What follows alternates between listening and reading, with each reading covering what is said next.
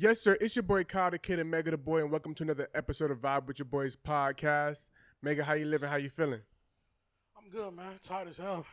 Tired as hell? Super tired. You putting in some work types?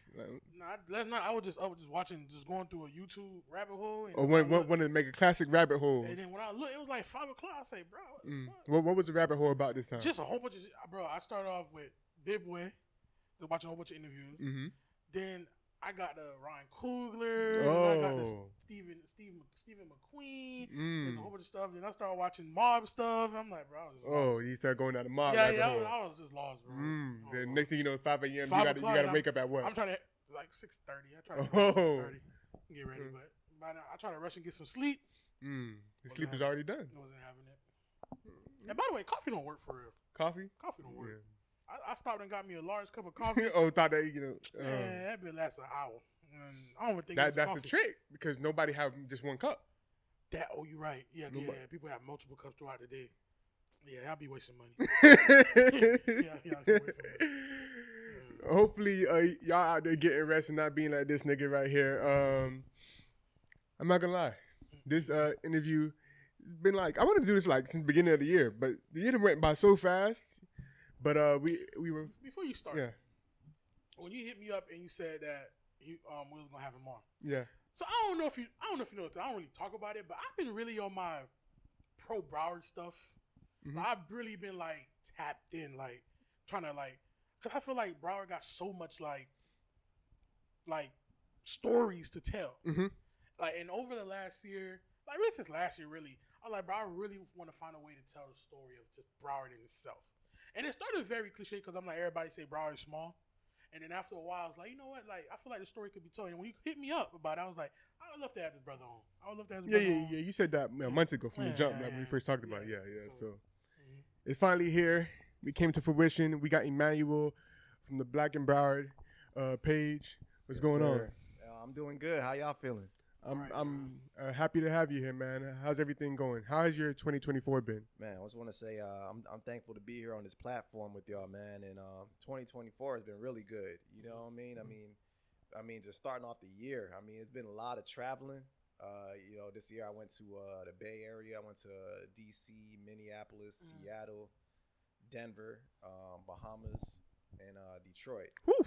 So I've been seeing a lot of places, seeing a lot of historically black landmarks, and being able to connect with people on a national level. You know what I'm saying? And also collab with Shot by Leather, and me and him been hand in hand. We've been like Kobe and Shaq. So shout out Leather. Yeah, shout out Leather. It's been a great year.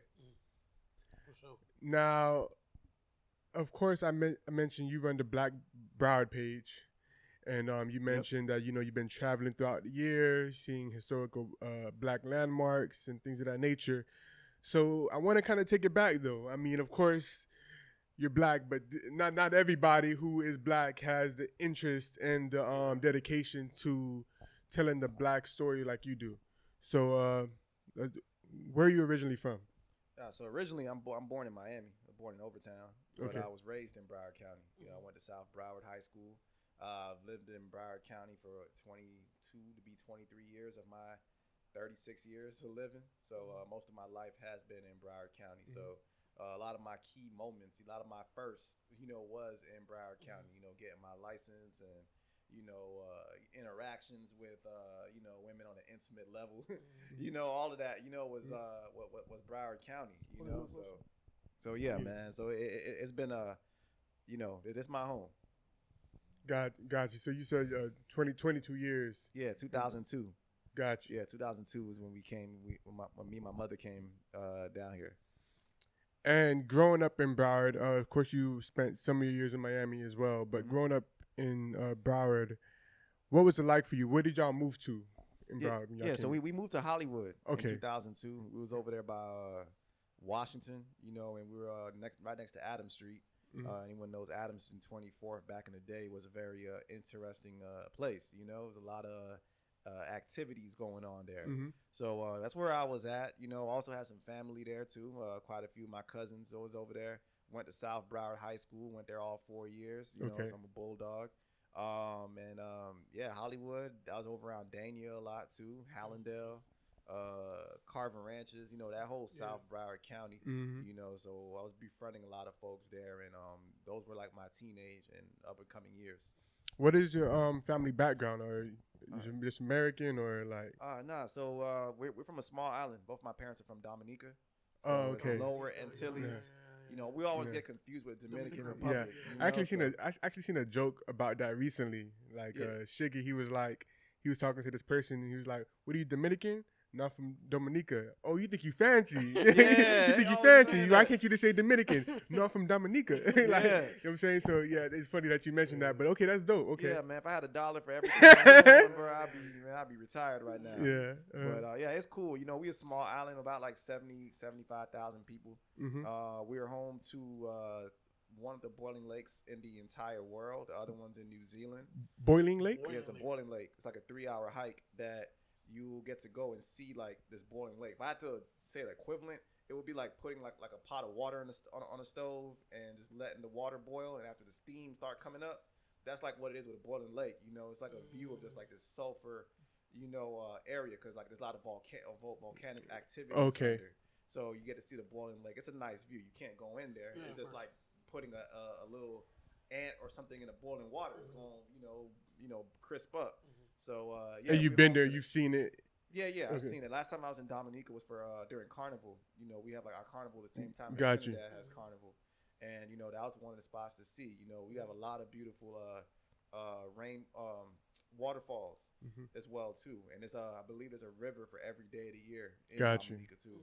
Gotcha. So yeah, real beautiful. So both parents from there Yeah, both my came parents. here, Mhm. and you have siblings and everything, or Yeah, I have an older brother. My Gotcha. older brother's actually in Dominica. He was here, but he ended up getting in still doing some time in the chain gang. okay. And then he ended up getting deported, and he's in Dominica right now.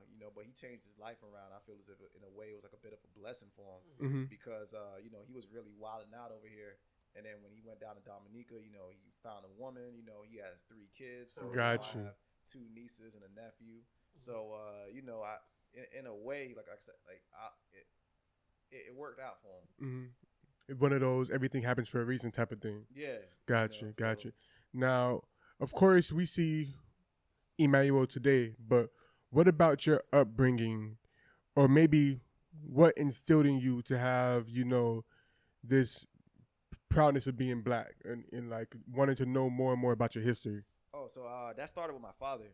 So my dad, when he was young, when he was a teenager, one of his mentors, his main mentor, was a professor by the name of Teacher Aton. I don't know, I may have mispronounced how his name is, Mhm. but he was the head of the UNIA in Dominica, which is the United Negro Improvement Association, which was started by Marcus Garvey. Yep. My father was taught by a Garveyite, and then when he was growing up in the 1970s during the Black Power movement that was happening in the States, and folks in Dominica were getting the Black Panther newspapers. So he was getting the Panther papers that was illustrated by Emery, Mhm. and and then he taught me this. So when I was a kid growing up, I was knowing about like the likes of Stokely Carmichael and Angela Davis and Malcolm X. At a time where that wasn't they wasn't teaching that in school. Mhm. But then it wasn't until on a local level about like Broward Black history was when I read a book by Dr. Kitty Oliver called Race and Change in Hollywood, Florida, which talked about the black experience in South Broward County. So because during that time when you hear about Liberia or you hear about Daney or Hallandale, Carver Ranches, you just hearing about the trap, the negative connotations. So through her book, I was hearing about, Addicts Middle School used to be an all black high school back in the day. Oh, there used to be nightclubs, James Brown, Sam Cooke, all these folks used to be in the community. So it was just like, damn, like, this was a very thriving, self-sufficient community. You had businesses all here and things of that nature. And then that's what wanted me to learn a lot more. And then, it led me to where I am today. So were you like in middle school, high school with this same persona? Like, somebody say something, black is beautiful, brother. Like, No. was it that type of thing? Or like, what? Because I'm trying to get into the mind of like, a 14-year-old, 16-year-old Emmanuel. Who's educated on stuff like Yeah. So I used to play dumb a lot. I'll say that. Because during that time, sad to say, back in the day, being black, sometimes it's like knowing too much kind of made you seem like a nerd or like a lame or something like that. So oftentimes, like, I kind of was just like that on my own time or with like certain people. But for the young me, I was playing ball all the time at LP Lincoln Park in Hollywood, which is now they built Beachside, a school over on top of it now. I used to be gaming a lot, playing Halo, NBA Live, with the homies, just hanging out too, But also, like, I also had that side of me that was just very book smart, always wanted to know, and everything. And then I really didn't start tapping into that until lately, So, you know what I'm saying? But yeah, here I am. Got you. Now, in terms of, and I'm going to talk about, of course, all the work that you do now currently, but I kind of want to talk about like the state that we are in 2024. So I guess my next question would be, before we move on, is like, on a scale from like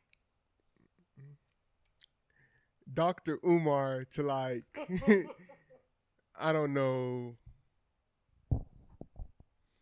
Steve Harvey. Okay.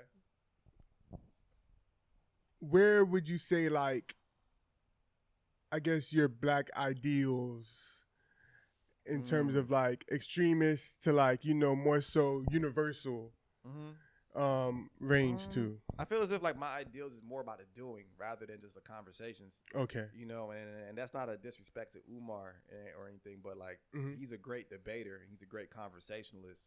But I'm not really sure what he's really like doing, like, in his neighborhood, in his community. Got you. That school still ain't open up yet. Yeah, school ain't open up yet, but hey, I don't know. Right. You know what I'm saying? But for me, my ideal is more like just someone who's doing the work. So when I look at people like Stokely Carmichael, you know what I'm saying, and Malcolm and folks like that, I mean, I don't honestly, I try to model myself after them, but I model myself in the doing that they were doing.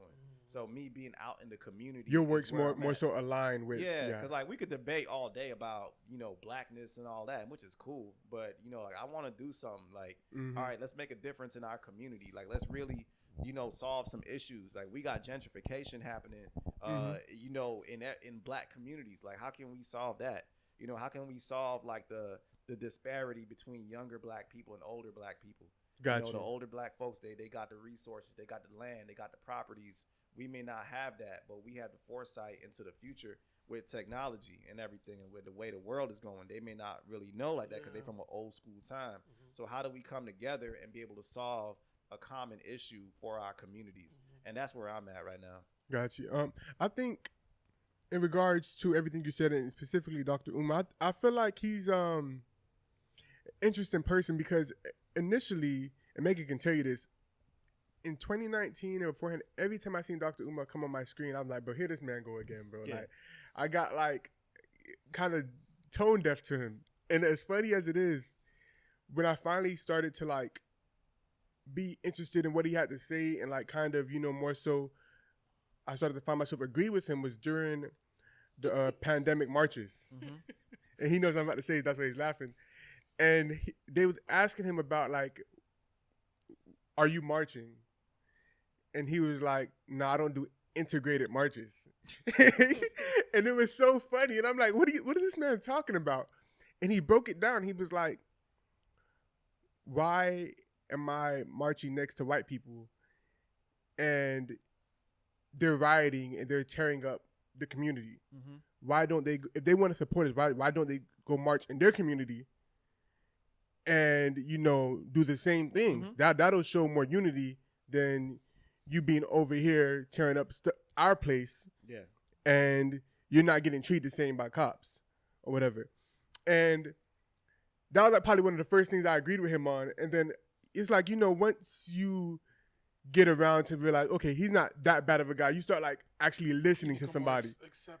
Acceptive. Not that I agree with everything that he says, but I do see that he has the school building and he's been renovating and this and that. But I guess it's more so like, okay, if you got the school up tomorrow and you got black boys in there, that's great. But meanwhile, while you're trying to achieve that, what else are you currently doing on the day to day, because we hear you preach the message, we hear you speak. You even stand up for black brothers who are famous or this and that, and defend them.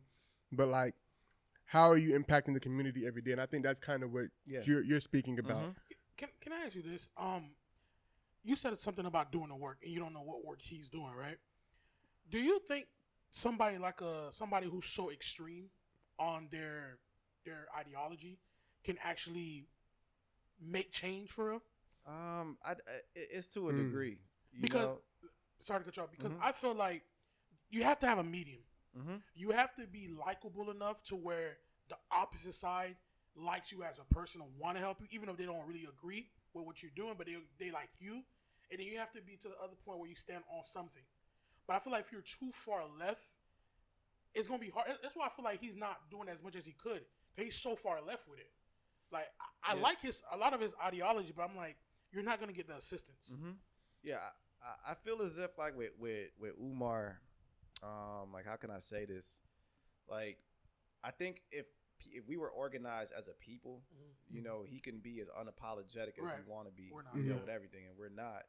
So a lot of times it's just like he's just gonna be like the single loud black man, and then people could try to like make a caricature out of him.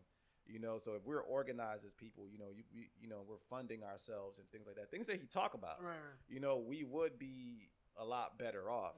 But then also a lot of times too is like, what's the reality that we're in? And right now it's just like, when you're being so like blunt like that, sometimes it's like you're kind of like neutralizing yourself in a way. Right. Because sometimes it's just like you can talk about the things that you're doing, but sometimes it's good as well to just be low key about certain things. Like I post about Black history on my page all the time, but I don't really be letting folks know my next move or the things that I'm dropping or things that I'm working on all the time, because I don't want to like sabotage myself. So like that's like also the other side of it that I feel too. Gotcha. Now I also want to talk about the constant conversations that young people, or even just in the black community, that we're having, and I kind of want to get your take on it. There's this whole thing, especially with the whole Kendrick and Drake and J. Cole rap beef coming up now, like where it's like, you're mixed, your white side is showing.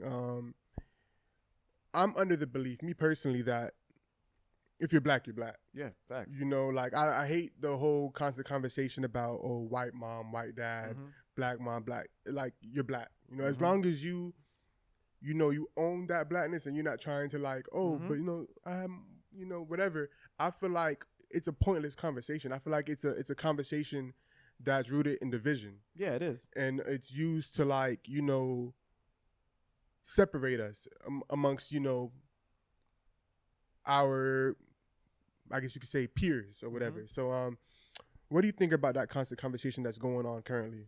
So my viewpoint is like, when you look at someone like J. Cole, who is half black and half white, but when you look at like how he carries himself, for the most part, he carries himself with empathy, and he relates to the black struggle, so people will see him as black. Someone same as Bob Marley. Now we look at someone like Drake. When people be saying things like he's white, I don't think they're saying it because he has a white mother. I think they're saying it because of his actions. So when we look at like the petition that he's doing against UNG, the suing, okay, like that's some Karen stuff. What I'm saying? He ain't Champagne Poppy, he's Champagne Karen. So like when you see those actions, when you see like the lack of awareness he has when it comes to like some of the moves he's been making lately, it's just like, all right, bro, like you're showing yourself.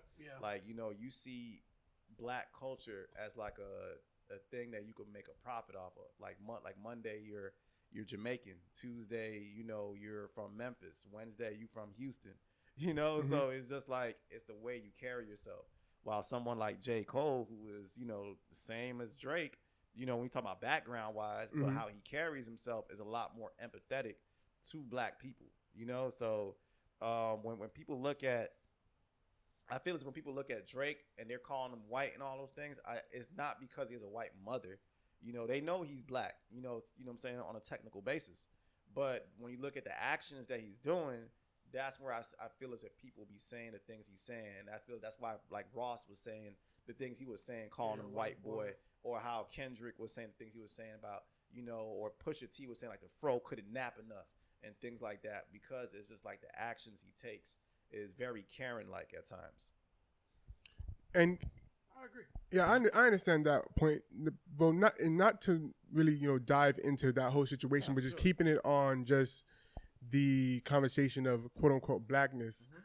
I feel like that when it comes to somebody like a Drake, like you hear him say a lot of times when like he's the first artist to do this or the first artist to, you know, break a record or whatever, he said himself that it bothers him that it's not titled as the first black artist to break this record opposed to like, you know, somebody else, you know.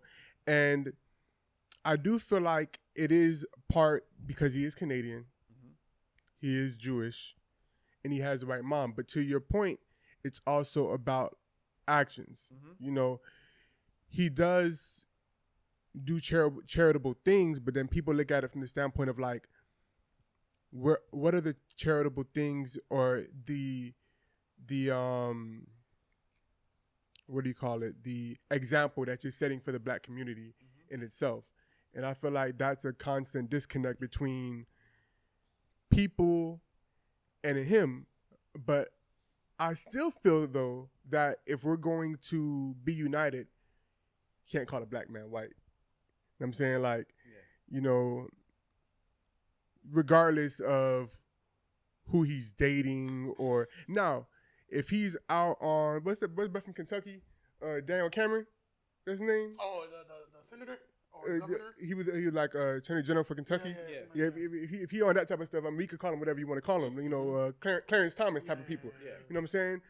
So it's more so you can have quote unquote non-pro-black ways, but I feel like it's more so about your words, your beliefs, like what you openly say that hinders black people, which can, you know, hurt your blackness.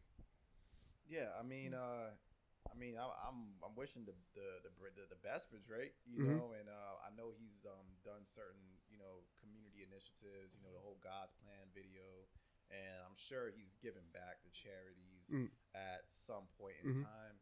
But I just feel as if a lot of folks are really getting on him now because just like the latest action. Yeah, it's he just, you know, what I would say is just that, you know, he finds some peace within himself, he gets some therapy, and you know, he takes a little break from the music industry and just come back, you know, make people miss him. Like I feel as if a lot of the moves he's been making, you know, after, you know, getting destroyed by Kendrick, reactive. He's been very reactive, and he's just been like trying to keep himself out there, while opposed to just like, you know what, just fall back. You know, when Nas and Jay-Z were battling and Nas beat Jay-Z, Jay-Z kind of fell back a little bit, and then he came, you know, back on the scene. He made folks miss him a little bit. I'm gonna drop Blueprint 2. All right, folks didn't really like it.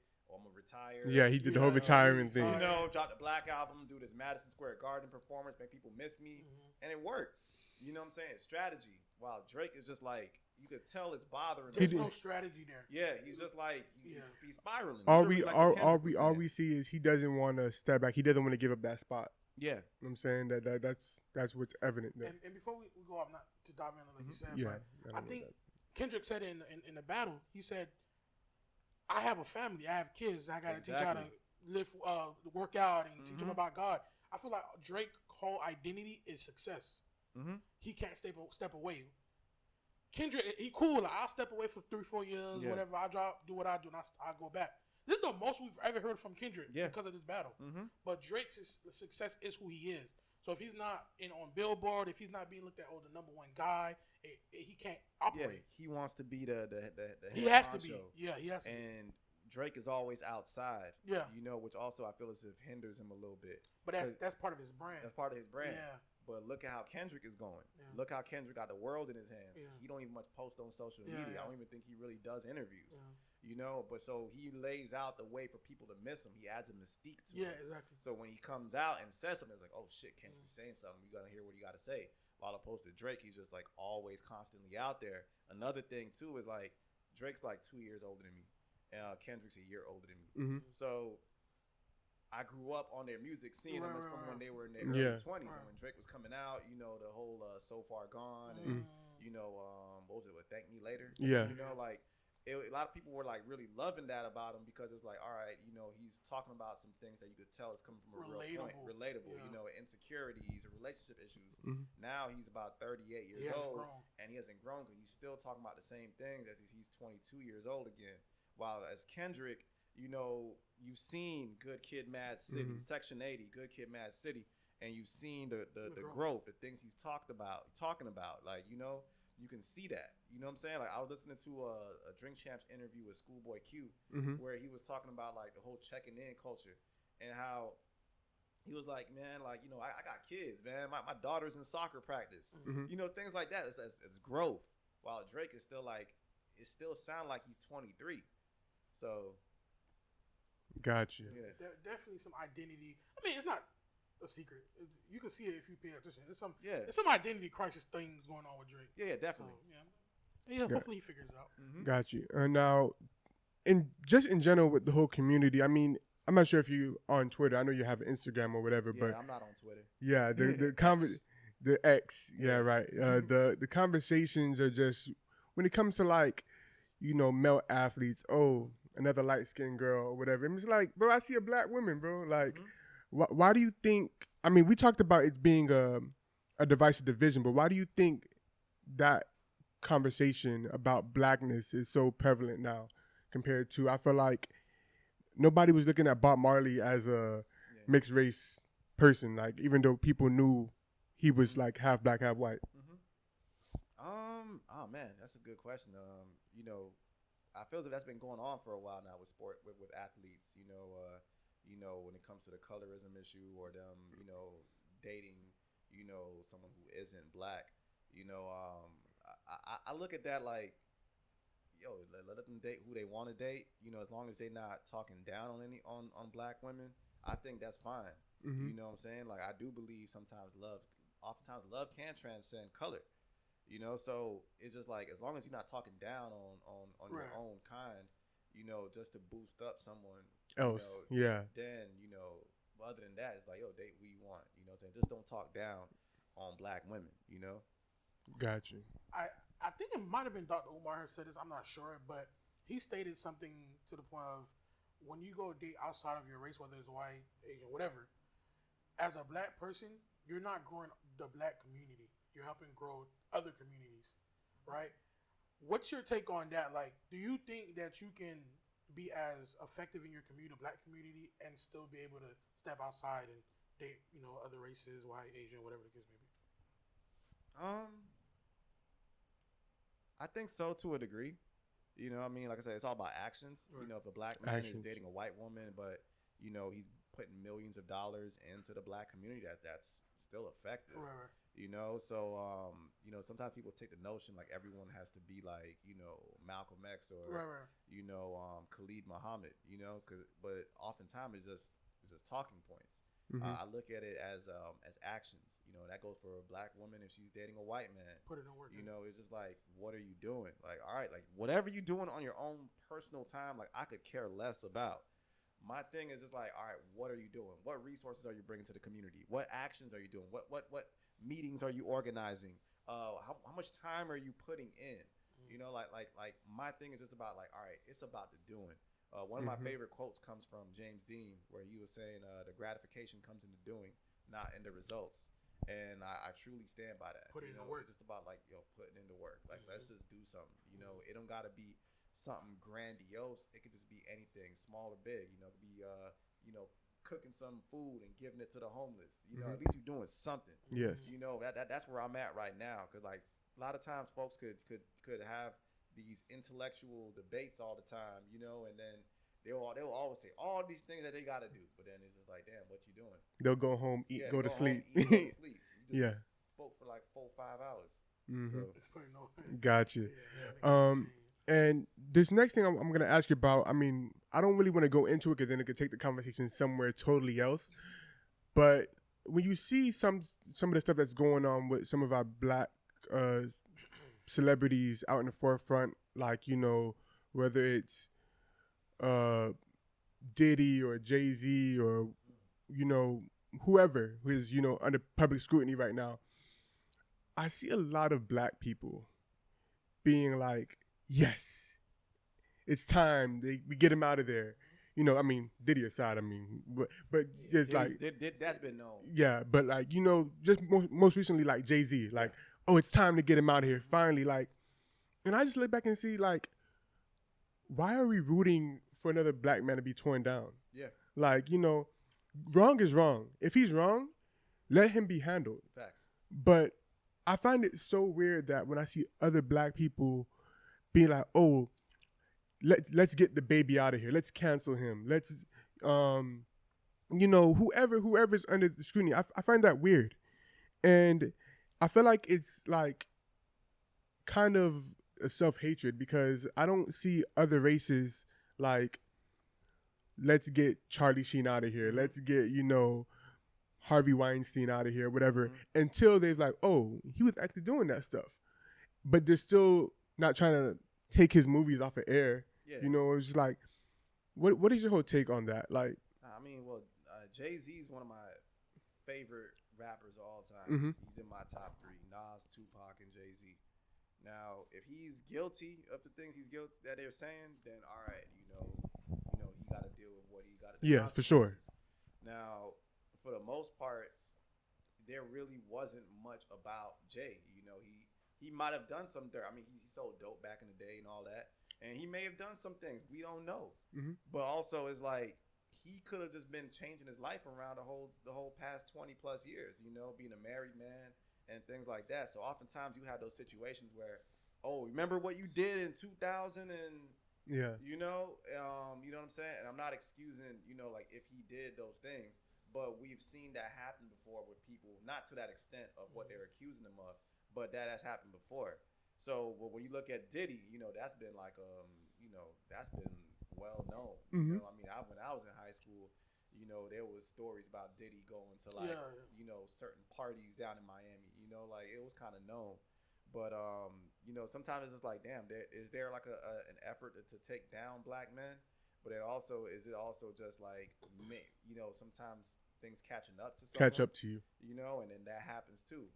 Like we hear the stories about someone changed their life around for the better.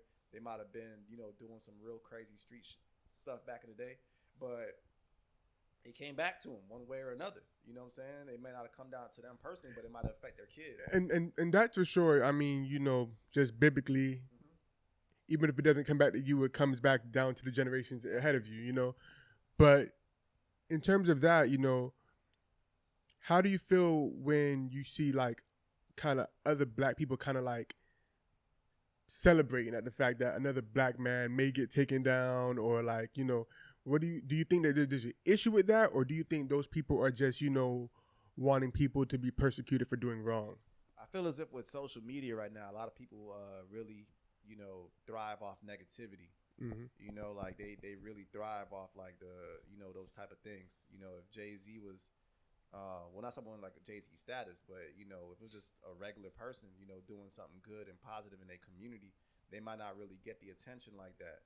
But as soon as that person get involved in some drama or fight or whatever, now it's like, oh yeah, they want to talk about that. And then I feel as if in a way social media oftentimes glamorizes those things, what makes people really be negative, Mm-hmm. And like it's really affecting us. Got you. In a weird way, I kind of feel like it's a race to see who can tear down a black man quicker, us or the not opposite side, but the other side. Yeah. Right? Because it's like a personal experience. Over this whole Jay-Z thing, somebody called me, right? And by the way, this is the last conversation we're ever gonna have. I'm not no. But anyways, they're gonna see this, right? That's the only time you're gonna hear my voice speak about it. All right. So the whole Diddy thing went down, whatever, gave me a whole spill about her being happy that Diddy went down. And like I said, I wasn't surprised about the whole Diddy thing. Nobody should have been. It's been a thing that's been going on for decades. But my thing to her was like, why are you so happy? If he did what he did, he gonna get what he get. But why are you so happy that he's getting no card and stuff like that, whatever the case may be? So, we didn't talk for a while after that. I'm like, you're weird. Right? So I'm not saying he's innocent, because I don't believe he's innocent, but I'm not going to root for him to go down. Hopefully he can learn from this and change. Because I feel like everybody else can learn from their bullshit and change, but we can't, right? So I'm not gonna root for the man to go down, even though that's a nasty man right there. So the whole Jay-Z thing come out. I get a call, like laughing and clapping. Oh, they got him. Yeah, I'm that's like, some weird stuff right I'm like, there. what? Got who? Jay-Z. And I remember we had a conversation about something got to be going on with them because they're so like quiet. That was a conversation. Because they got mystique, they're quiet, they're not all over, they're not whatever. Something got to be going on. And I'm like, you're a weird individual. You're weird. I think that speaks to a larger conversation about like folks who are just introverted.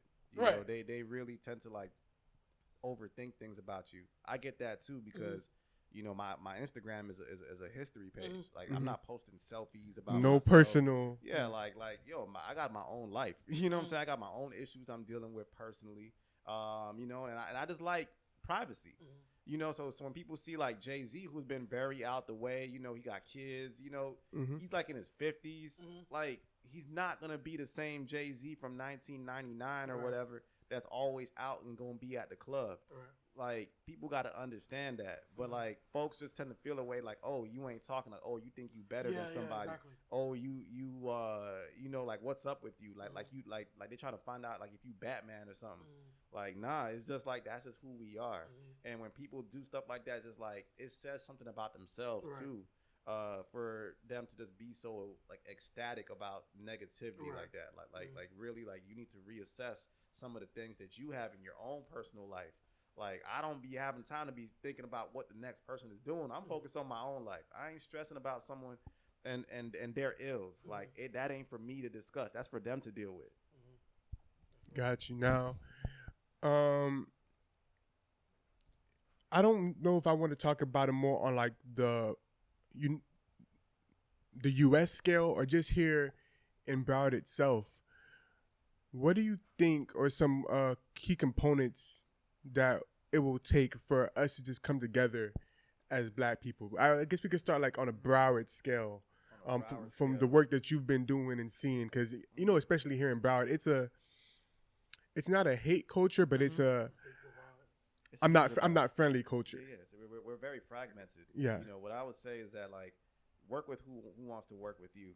You know, and that's just the reality. Work with who wants to work with you. I feel as if at this point, you know, Black people just coming together and united as a whole. I don't want, now here I am sounding negative, but I don't want to sound negative when I say this, but it's just like, it's going to have to be some subcultures where it's just like, all right, if it's 10 of us, then it's 10 of us. We might get an 11th person. But I also see it as well, too, is that like intergenerational work. You know, we got to work with our elders. You know, talking about on Broward level, like the folks who have like a lot of resources and power in our community is our elders. So when we looking at like Blanche Ely, we looking at Dillard, we looking at down south at Addicts, those alumni associations where you have folks who are retired teachers and educators that went to these schools and they're in these alumni associations, they go into these churches, like they have the financial capability to at least be able to do something and help us. Now, us as the younger generation, we have to be able to do our part too. You know what I'm saying? And work with them, and they have to work with us, and we have to come together to a common goal. That's what I can say on a local level, you know what I'm saying, when it comes to Broward County. Got you. Now, let's talk about some of the work that you've been doing. When did the Black Broward page start? So the Black Broward page, it actually started some years ago. Like at that time, I was posting just different things. I posted a meme or whatever, you know, some food I was eating. But then it was just like, I was doing other things before. Like I would post history facts every now and then, and then I would notice like, okay, I'm getting a lot of attention when I do that. And there's a woman by the name of Nadej Green down in Miami. She has the page Black Miami Dade. So I'm like, okay, Black Miami Dade, right, Black Broward. All right, she's just posting Black history about Miami. I could do the same thing for Broward County. And that was when I just kept on going, just kept posting history facts. Like every few days, I would just post a different random history fact, whether it's a newspaper clipping, old picture that has a story behind it, or it's a picture of a landmark that people might remember, or a video from like the 50s or the 60s. And yeah, it surprises me that so many people would be are so interested and gravitate towards the page. Like I never thought it would have been doing the things it's been doing now. Well, I think it's one of those things to where like you don't know what you're interested in until it's in front of your face. Exactly. Facts. Because I don't think a lot of people growing up in Broward, sometimes you get like a tidbit like, I'm from Lauderhill, Deep Side. So, it's a predominantly 99% black area. But then, you hear like, oh, in the 70s or whatever, this used to be a white area. Yeah. I think they said like the guy from the Honeymooners used to have a house right down on 56 or whatever, something like that. So it's like, and then you hear like, oh, Inverary used to be it used to be strictly predominantly white. They used to do a lot of tennis tournaments over there and things like that. So, you hear little tidbits about that, but I know casually, I wasn't thinking walking past, this church and be like, oh, what's the story behind it? But I think when you come in and you're like letting people know like, hey, this place that you pass by every day, it was founded by this black man or this black woman, or, they were behind these movements. And it's like, oh, let me see what else he's posting. So it's like one of those things to where, like I said, you don't know what you're interested in until it's in front of your face. And I feel like that's very dope. You were able to find that lane to channel. Appreciate it. Yeah, most definitely. Let me ask you this. What are three, because we're talking about the page, what are three fun facts about Broward that will blow somebody's mind when you tell them? Good question. I would mention I mentioned an experience I've had. So when my archives got published, I got a DM from a woman down in West Park, Carver Ranches, and she was asking me if there was any information that I have on John Lee Harris, and he was in the first graduating class at Addix in 1952. Mm-hmm. And I was just like, well, I can see what I can find. I do some research. She was like, yeah, please, because his two sons in Hollywood, now California, was trying to find some information about him, and that's Wood Harris and Steve Harris. Their dad went to Addix. Wow. Actors. Yeah, Wood Harris, Avon Barksdale. From the Wire, Wood and Steve. Yeah. Okay, so their dad went to Addix. John Lee Harris went to Addix in Hollywood. So I did some research. So I found the first graduation photo, class photo, and she was able to identify him. He's like third at the bottom left. Was where he was sitting. Then I also found like a newspaper clipping of like a fishing tournament that he was in at Oges, which is now Aventura. A lot of people don't even know that as well. That Aventura was once black. That was Oges. Like a lot of Bahamians used to be there. So when I sent her that information, I got like a video thank you from Wood Harris, and like I was freaking out because from Avon? Yeah, Avon. Because not say but like The Wire is my favorite show. Oh, like I watched The Welcome Wire. to the club. Yeah. I watch The Wire 2 times a year. And it's like 2 times a year. That's my thing. Fully or like just fully, like fully, okay.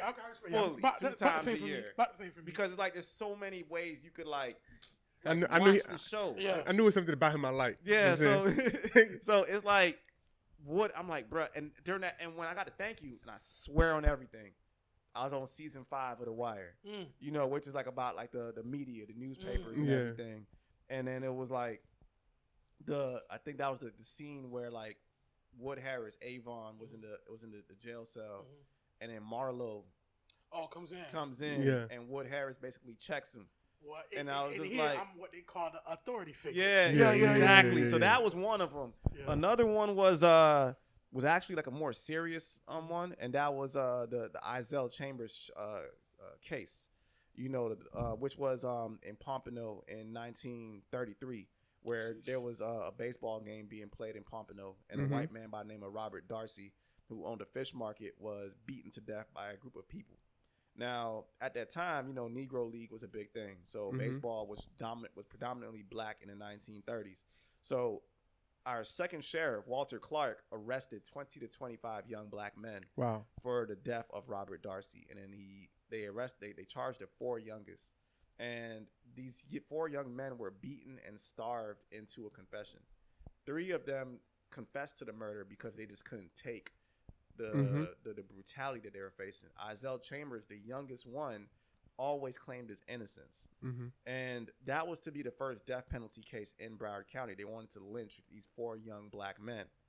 So that one was really, serious to me because that is also tied to the lynching of Reuben Stacy. You know, which was and I'm sure you may have seen a picture. If you type in Reuben Stacy, you see the image of a black man that was lynched. There's a crowd of white people watching. There's like a little young white girl that's looking up, smiling. I don't know more reason not to like and people, but you know, so that lynching is tied into the Chambers trial because at that time, white folks were so angry that these young men were not lynched yet. So they took matters into their own hands when Reuben Stacy was accused. Yeah, so you know that was number 2. No. And I was watching. Yeah, and I'm not really careful like that. I would say number 3. There's a recent story, and I call it the Fam 5. So you know about the Fab 5. You know, Chris Webber and Jalen Rose. So in Tampa, so in Tampa, you had these 5 black men. They ended up going to FAMU, and after they went to FAMU, they went down to the Tri-County, and one of them went to go be the first basketball coach at Blanche Ely. Another one was Sam Hearns. Another one was Coach Pittman, who was the coach at Dillard, the first basketball coach. The other one was Coach Washington, who was technically the second coach because the first coach was only there for a short time. And there was also Sam Marshall in West Palm Beach at Roosevelt. And then there was Boise Waiters, who was the first black elected official in Broward County. And these 5 men literally shaped basketball culture in Broward County. And so I call them the Fam 5. So it's Ely, Dillard, and Addicts. Okay. And so these were the 3 black high schools in Broward, and these are all homies. Yeah. And they all got their little squad. Yeah. And they competing against each other. You know, they're shaping the basketball culture. And when you look at Dillard, Dillard's a powerhouse when it comes to sports. You know, you look at Marcia Pender. She's the all-time winningest coach for girls basketball in the state of Florida. Yeah. You know, you look at Coach Burrows in the 07-08 year, he brought Kobe Bryant down to Dillard. You know, like, you know what I'm saying? Like, Coach Washington got a gym named after him at Addicts. Sam Hearns, you know what I'm saying? The prominent figure at Blanche Ely. So, like, that story just blew my mind. I'm like, yo, these are all friends. Like, what kind of conversation were they having? You know what I'm saying? Like, so, yeah, those are off the top of my head. That's right. Do you consider yourself a journalist? Because I kind of consider you a journalist because, or a historian as well, because, like, you finding out this information, like, I'm sure not all of this is Google, like, being able to be Googled. Like, you have to, like, really do research, probably go through some books, because, you know, some stuff might have been stored on the computer, and, you know, you're saying you're finding newspaper clippings and pictures and stuff like that. What do you consider your line of work? Like, is it just historian, journalism? Like, I would say more like a historian. You know, there's a little bit of journalism in there. Because you also are interviewing them, certain people that as well. Too. You know, I say, you know, as a historian, just someone who is like as non-biased as I try to be. You know, because like I'd like to just gather the real stories and just get the truth. You know, whether it's a good story or a bad story. I'm just someone who's here to get truth so that the next generation after me can be able to have access to this information, because I'm having to search and dig through this information that a lot of people didn't know. So I want to make it as much easier as possible for those after me to be able to get it, because if it's hard for me, I want to make it easier for the next generation. And oftentimes as black people, that's what we got to do, you know, for our community. Because we would have this notion where like, oh, I got it out the mud, so you got to get it out the mud. Where it's like, nah, like, you know what I'm saying? I'm making it easy. I mean, I got to go through it so I can make it easy for y'all. You know what I'm saying? For the next generation. And then that next generation can continue to do the same thing. You know what? One thing that annoys me every time I drive past it, the swap shop, right? Because I feel like certain landmarks, like in other communities, anytime it's starting to go down, they put money into it. They make sure that it stays up so 100, 200, 300 years later, it's still something that's still there. I don't know what happened with the swap shop. Like, I mean, I know the owner initially, you know, he died, whatever, but it's like, I feel like that should have been somewhere where they should have kept going, like, oh, yeah, very lively, renovated. That was like a theme park for us. Exactly. You know what I'm saying? Growing up. Like, one of the things I will say is that oftentimes we can be very reactionary. And, like, if they were to just bulldoze the swap shop tomorrow, everybody gonna be in an uproar, when it's just like, all right, we should have at least been organizing beforehand. And that's something that we got to work on as black people, is just like, you know, we got to stop just reacting. You know what I'm saying? We got to start being more proactive and start doing the things before it happens. We look at gentrification, another example. I'm 36 years old. So a lot of these plans and things that was in motion was there when I was a child. That's how gentrification works. It starts as a process. It starts, yes, it's years. You can even go back to urban renewal when they were building I-95 and it was running through black communities. You know what I'm saying? So you go back to the 60s with it. So this is before we were even born. So it's just like we have to be, more proactive. And it takes, and this is one of my concerns, is that are we really ready for that? Are we really ready to know that we may not see the finish line, but if we're able to work towards it, our kids can have things easier, then their kids can have things easier. And then we can get there if we're thinking like that, you know what I'm saying? And just not thinking for ourselves. Where does the line border between beauty in the struggle of the areas that we grew up in and actually improving them? Because, growing up in where I'm from in Lauderhill or whatever, sometimes like you grow up and you get so used to the way things look, like to where when you come back or you see things change, and be like, damn, they ruined it. When in reality, it probably did need some renovation, but it's like the essence of your neighborhood, you feel like is now like different, or like you go through a plaza and certain stores aren't there anymore. They tore down like a whole bunch of corner stores and things of that nature. What do you think the line in between that is? Is like should it be looked at as the early part of like gentrification, or just like cleaning up the area, making it more appeasing? Now I do believe though now that we do need to revitalize our communities. Like there is a difference between like revitalization and gentrification. Yes. And sometimes our people we would look at revitalization as gentrification when it's not. Like our roads need to be improved. Yeah, facts. Like it's potholes and everything like that. Yeah. Like when you over there on Sistrunk, when you going past the train tracks under I-95, that you drive fast on there, your car gonna feel it. You know what I'm saying? We do need to improve things like that. We do need to have our parks cleaned and different things like that for sure, like to beautify our community. We do need to have some more trees and things like that and beautify our community, because if we knew our history, we would. If you were to look at what Sistrunk, the community, looked like back in the 50s or 60s, it was a beautiful community. I mean, like you look at the greens of them areas that people look at, they had avocado trees and mango trees, all these things around. It was a nice looking area. Teachers were living there. When we look at it now, it's different. So we got to be able to revitalize and clean up our communities. The gentrification comes in where it's now people are being priced out. So we got to be able to. They can't afford it no more. You can't afford it no more.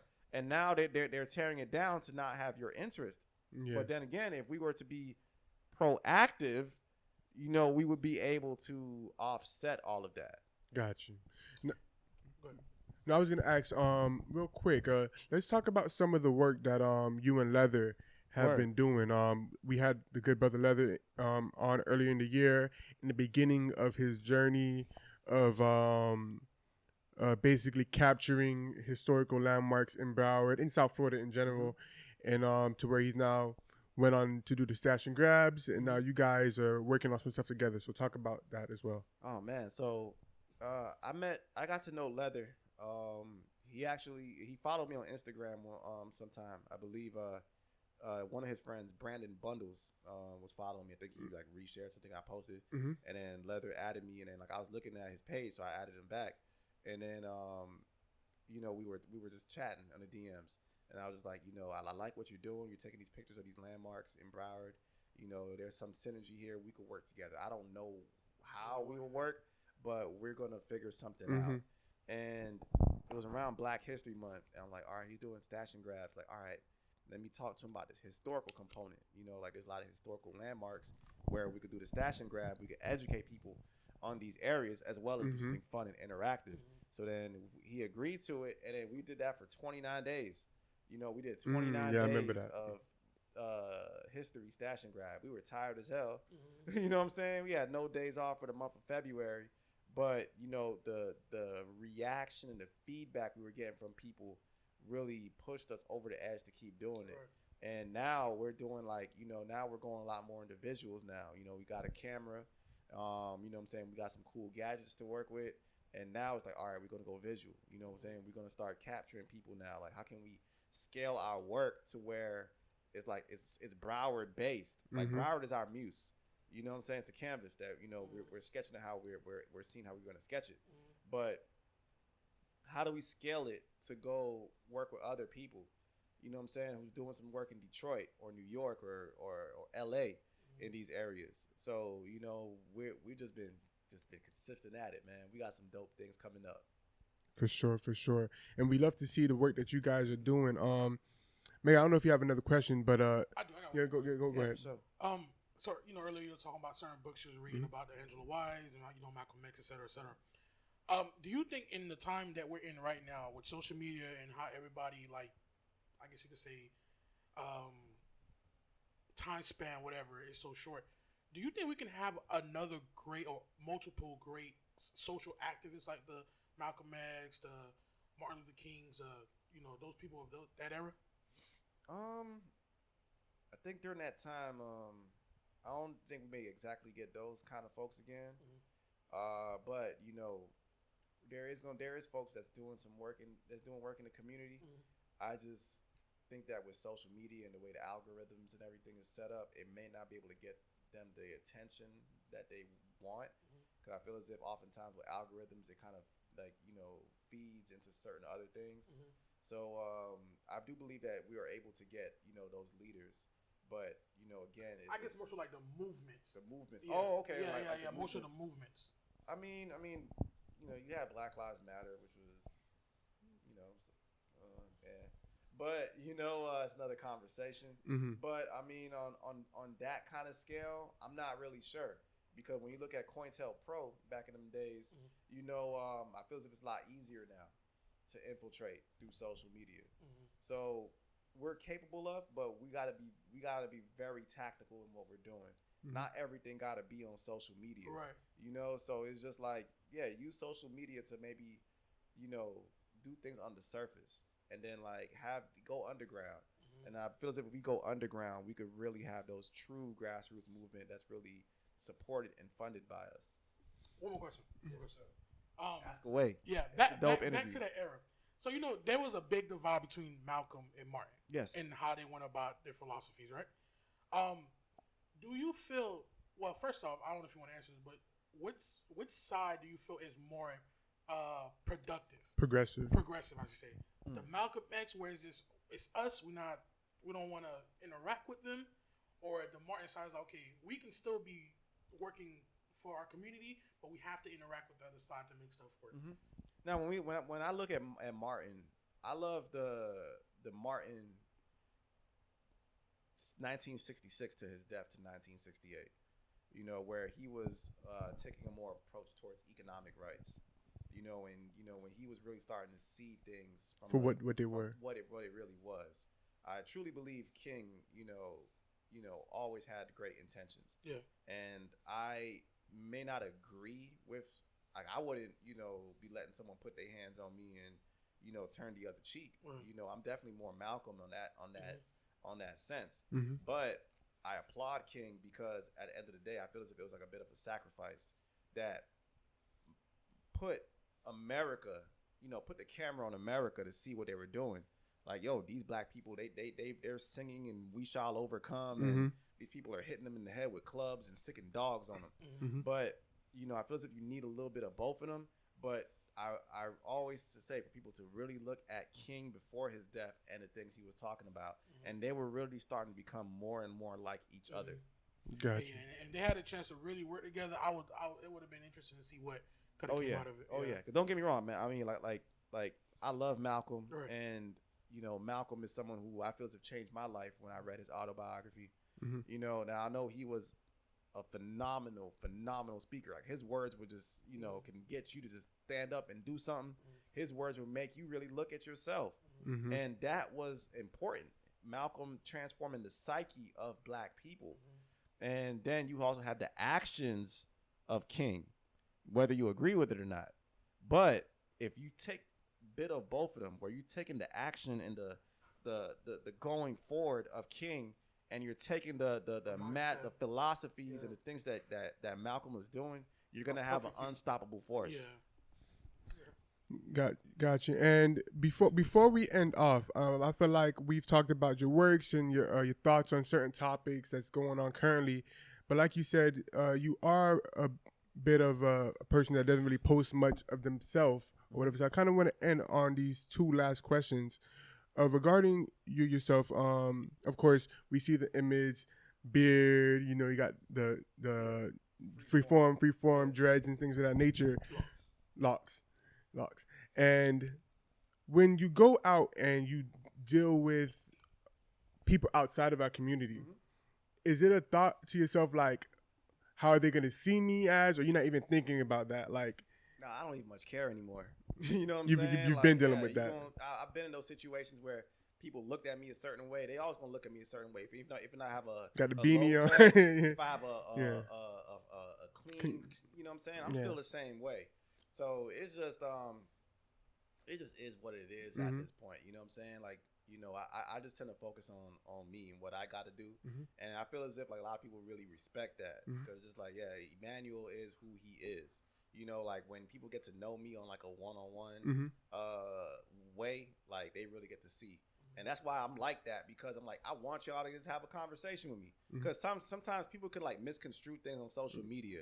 You could say, orange is my favorite fruit, and then you have a whole bunch of people, wanting to argue about that, knowing they won't really be saying that to you in face to face. Got you. So that's why I was just like, you know what, like I'll just keep things the way it is. Like, let me post my history facts, and then you could learn something. And then if you really want to get to talk to me, I'm cool. Like, I'm easily accessible. I'm down to earth. I just be out the way a lot. Got you. And as well, like on the day to day, because I mean, it's like a running gag. We like socially conscious guys, whatever. Like when they're talking to like their friends, they find a way to like, throw something black in there. Like, hold on, brother, can't be doing that. Like, when it comes to your personal relationships, like friends and stuff like that, do the people you hang with, vibe with, do they have to be like-minded, or is it like, we can all have a different view of opinion type of thing, to where, I might not necessarily agree with you, but I love you. We have other interests like sports or music involved. Like, what is that dynamic like with friendships with you? Oh, yeah. I mean, there's different walks of life. You know what I'm saying? Like, sometimes people will be like, oh, they go manual, like, you know what I'm saying, raise the fist up. It's like, it don't even got to be like that. Yeah. But, I mean, there's different walks of life, that I'm friends with, different people who do different things. And I enjoy it because oftentimes, like, it mellows me out.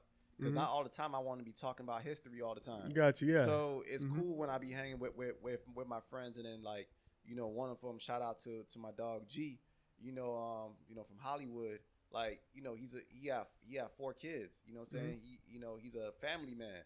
So it's like, I enjoy those conversations because I knew him since we were like 15 years old. So when you know someone that long and you knew what kind of time they used to be on, and then now you seeing them as a family man, like that's amazing to me. So like, I like being able to be around those environments where it's just like, all right, it's different. They have different outlooks, they have different trajectories. Their perspective. Like I ain't gonna be with someone or hang around someone that's like, on some Uncle Tom type stuff. Got you. Because to me, it's just like, there is certain levels, like where I know it's like, all right, we can't really hang together because I know what kind of energy you want, and I ain't on that. You know what I'm saying? So, like, yeah. Gotcha. Because sometimes you do see that to where like you got two black guys who are friends, but one of them has like such strong Uncle Thomas views, and the other one totally disagrees with him, but they're still friends. I'm saying so, but it couldn't be like that for you. Like you couldn't be. I mean, there's folks. I mean, not saying like folks I know as Uncle Tom's or things like that. But some of their views may seem a little could be a little different. Where it's just like, I still got love for you. You know what I'm saying? I'm always gonna be there if you need my help. Or we may not touch on that topic just because I don't want to. I may have to love you from a distance. You know what I'm saying? Like I truly feel as if like sometimes like you gotta have like your inner tribe. You know what I'm saying? Your folks that you can People talk you can to discuss everything about with. everything. You Yeah. know, real life I situations. believe that 100%. You know what I'm saying? And then there's certain folks where it's just like, all right, we cool. We you keep know it what at a I'm certain saying? level. Yeah, you know, it's just to hear. Mhm. You know what I'm saying? So like that's my thing. Like I know who my folks is where, you know, I could confide in, you know, about serious issues. You know what I'm saying? Where I know that, like, even if I'm not in that room and someone was talking about me, they would defend me. Mm-hmm. You know what I'm saying? Like I know, like, I have friends like that. Gotcha. But then I also know that there's friends that where, you know, our viewpoints change over time, which is life. But I still got love for them. You know what I'm saying? I'm never gonna discredit things that they've done for me where they have helped me before in life. But I also know that, hey, we're on this level. We may not go past that. You know? That's where I need to grow. I don't know. It's hard for me to like. Yeah, he cut people off when they start going too left. It's hard for me to cause for me, your viewpoints is kind of who you are. Yeah, and that's probably not the best way to look at it. It's true. Because you could think of somebody, you could think of something a certain way and not be like that. But it's hard for me not to think of you being weird if you got a certain weird take. Yeah. Me. But I don't think that's healthy. But I'll grow eventually. I see the perspective. I don't think it's something that. I mean, I think it's something that's an honest viewpoint. You know what I'm saying? If you really stand up for something that you really believe in, then yeah, you may not want to be hanging around someone. You know what I'm saying? Like if you hanging out with someone who's like, let's say, for example, they're like a hardcore Trump supporter or like, you know, and they're like, you know, bashing women and different things like that. Yeah. Like, you know, like, yeah, I ain't really trying to really bring around you like that. We may have been cool for like 10, 15, 20 years. And we, you know what I'm saying? Like, I don't hate you. But the relationship at the same changed. time, relationship got to be, it's at a standstill. You know what I'm saying? Because like those viewpoints might mean something to me. Yeah, facts. You know what I'm saying? Like, you know, it might mean something to a woman that women that I really love and care about. You know what I'm saying? Or like certain viewpoints, like, yo, this what you want to be for this, but this how this affects me. Gotcha. You know what I'm saying? Like, all right, if this is your viewpoint, you know, like banning history, things like that. Like, oh, that's who you rocking with. All right, you know. Right there now. It definitely can't be your dog. Yeah, you know, oh no. You know, so like, you know, that's another conversation with the whole Trump and all that situation. Yeah. Lastly now, no. It's a real cool conversation, man. We only got so much time left on the camera. All right. In terms of your personal experience, how do you find it that like when dealing with women, they like actually are interested in like a socially conscious like man, like, you know what I'm saying? Because it kind of comes off. Sometimes you meet women and like, no, they kind of, you know, care about the superficial stuff or like, you know, baddies or, you know, stuff like that. Does somebody have to kind of like not be involved in what you're doing, but have a similar mindset to you when it comes to that intimate level? Or I think to a degree there definitely has to be a similar mindset. You know, I also look at, you know, a woman like what she got going on for herself. You know, I mean, me personally, just like a woman who has her own motion and things going, because like I have my own passion, and you know, she don't gotta be a history lover, but just also have her own thing going, because you know, when you're in your purpose like that, oftentimes that's really your true love. You know what I'm saying? If it ever becomes a competition between your purpose and a woman, then you know you already lost. And you know what I'm saying? Like, I honestly feel like, yo, you should just might as well just, you know, find someone else. You know, so I look at empathy. You know what I'm saying? You know, just the level of understanding, and then also, can we coexist with each other? Can we vibe with each other? Can we just enjoy each other's company? And how do we add to each other? You know what I'm saying? Like, not just like the love of just like, oh, I'm a historian, this and that. Just like, all right, like, what is it that you bring? Because I know what I bring, because I'm really well in tune with myself. I'm still learning more about myself, but I have enough of an understanding of who I am to what it is that I want. Last question. All good. I promise. Last question. Where are some places where there's in Florida, like Broward, Florida, or just in the world, where you want to visit, whether it's because of historic, you know, landmarks or whatever the case may be? Oh, definitely want to go to Africa. You know what I'm saying? Definitely want to go to Ghana. Ghana, Nigeria. You know, I did like an ancestry test, and like a lot of my roots go back there. Okay. You know, of course, people, you know, Egypt. But I also want to go to Amsterdam. You know, a lot of, you know, Yeah, Amsterdam. Yeah. You know, Yeah. and oh man, where else do I want to go see? Yeah, I think that's kind of like. And what's the off best top. place you've been so far? In the world? Yeah, wherever.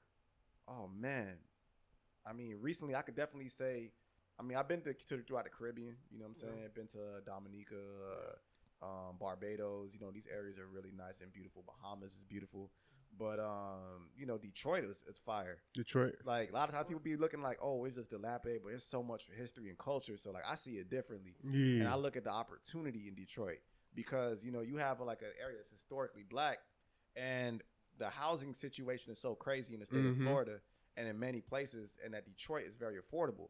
Whereas it's like you can be a single person and get like a home. I'm talking about like a basement, 2 stories, an attic. You know what I'm saying? For like 10, 12 grand, and you're fixing up the inside, and you got yourself a nice home.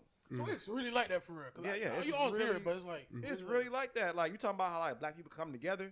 Like we could literally buy up a whole block. Right. You know, and start. Vibe with your boys Avenue.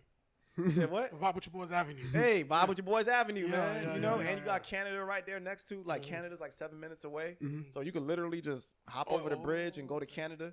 You know, Detroit was fire. You know what I'm saying? That was one of my favorite spots to see recently.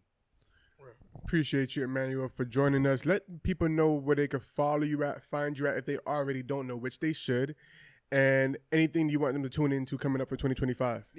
So follow me on Instagram. It's Black Broward, BlackBroward. It's Black Broward, no space. What we have coming up, myself, Shot by Leather, we're doing these Black History cards, these Broward Black History cards, these flashcards where it's going to have like different pioneers in Black Broward. And we're going to be getting these cards to everybody, to my schools, everywhere, because we want people to really know their local Black history. And we also got a book coming out, you know, which is going to be called Broward Chronicles, a retrospective, volume 1, where it's going to be like the research from my Instagram page, because Instagram ain't going to be there forever. Right. You know what I'm saying? So I want to be able to get my stuff into something physical that you could take with you. Gotcha. You know, and then we're also adding Leather's pictures of historically black landmarks. So we're both that's dope on this book for 2025. So yeah, that's what we got coming up. You know what I'm saying? Really finding new creative ways to educate people about their local Black history and be involved. Very dope. We can't wait for it to come to fruition and come out. Make sure you guys tune in with everything Emmanuel got going on with the Black Broward page and a lot more with other projects. Thank you guys for watching. Make sure you guys like, comment, and subscribe. It's Kyle the Kid, Mega the Boy, Vibe with your boys, Black Broward, and we're out. You did. Yes, sir.